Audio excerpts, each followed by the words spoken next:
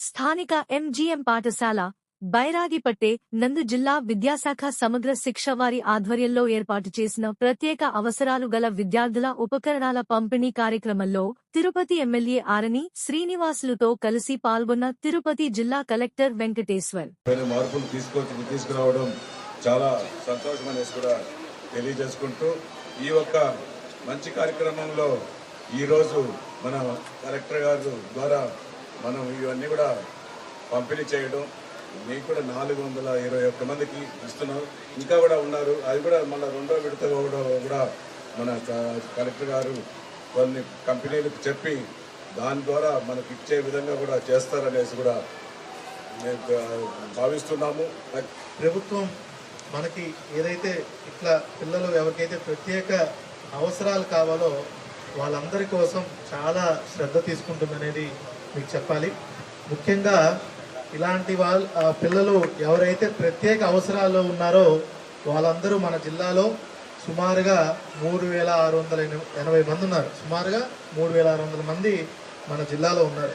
దాంట్లో చూసుకున్నట్టయితే వీళ్ళందరి కోసం ఇట్లా ప్రత్యేక అవసరాలు కావాల్సిన వాళ్ళ కోసం మండలానికి ఒక భవితా స్కూల్ లెక్కన జిల్లాలో సుమారుగా 34 భవితా స్కూల్స్. ఈ భవితా స్కూల్స్ అందరూ కూడా చాలా మీరంతా పిల్లలు వాడుకోవాలి, తల్లిదండ్రులు కూడా వీటి గురించి తెలుసుకోవాలి.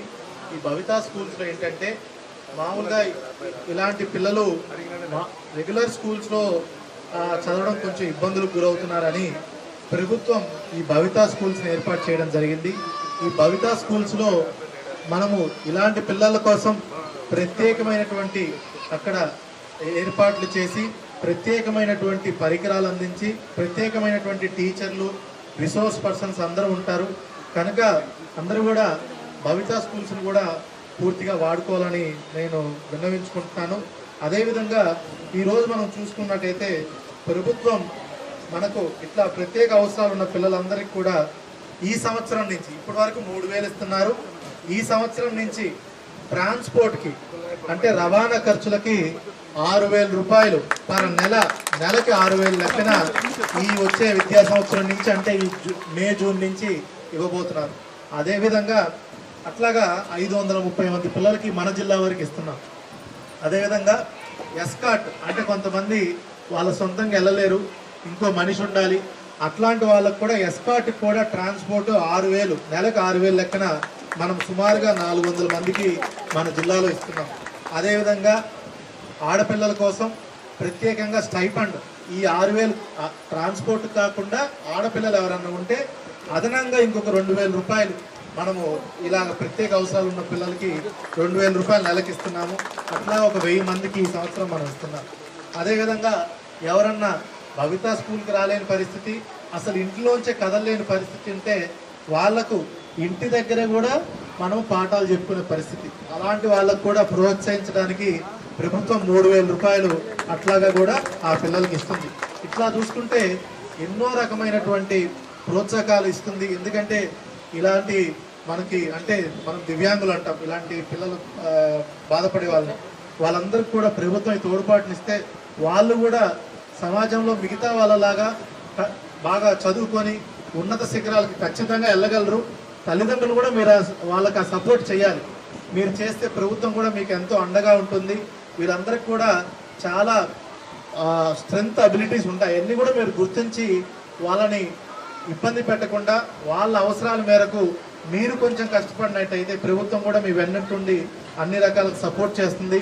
దాంట్లో భాగంగానే ఈరోజు మీరు చూసుకున్నట్టయితే పరికరాలు ఎవరెవరికైతే కావాలో వాళ్ళందరికీ కూడా మనము హియరింగ్ ఎయిడ్ అంటే చెవు పరికరాలు కావాలన్నా, ట్రైసైకిల్ కావాలన్నా, బైసైకిల్ కావాలన్నా, అదేవిధంగా మనకి రోలటార్స్ కావాలన్నా, ఎవరన్నా చూపు లేని వాళ్ళకి బ్రైలీ కిట్స్ కావాలన్నా, ఇట్లాగా అన్ని విధాలుగా అన్ని రకాలైనటువంటి పరికరాలు సుమారుగా మనము 659 మంది పిల్లలకి ఈరోజు మనం శాంక్షన్ అయింది. దాంట్లో ఈరోజు గౌరవ శాసనసభ్యులు గారి చేతుల మీదుగా మనం ఒక 420 మంది పిల్లలకి ఈరోజు మనం తిరుపతిలో అన్ని పిల్లలకు కూడా ఈరోజు ఇవ్వడం జరుగుతుంది. ఇంతటి మంచి కార్యక్రమం, చాలా మంచి కార్యక్రమం అండి. నిజంగా నా మనసుకి చాలా దగ్గర ఉన్నటువంటి కార్యక్రమం. వీటన్నిటికీ ముందుగా ఎమ్మెల్యే గారు వచ్చినందుకు కృతజ్ఞతలు తెలుపుకోవాలి చాలా. ఎందుకంటే ఇలాంటి పిల్లలు చాలా వరకు నెగ్లెక్ట్ అవుతూ ఉంటారు. వాళ్ళందరినీ కూడా మనం ప్రత్యేక శ్రద్ధతో చూసుకోవాల్సిన పరిస్థితి.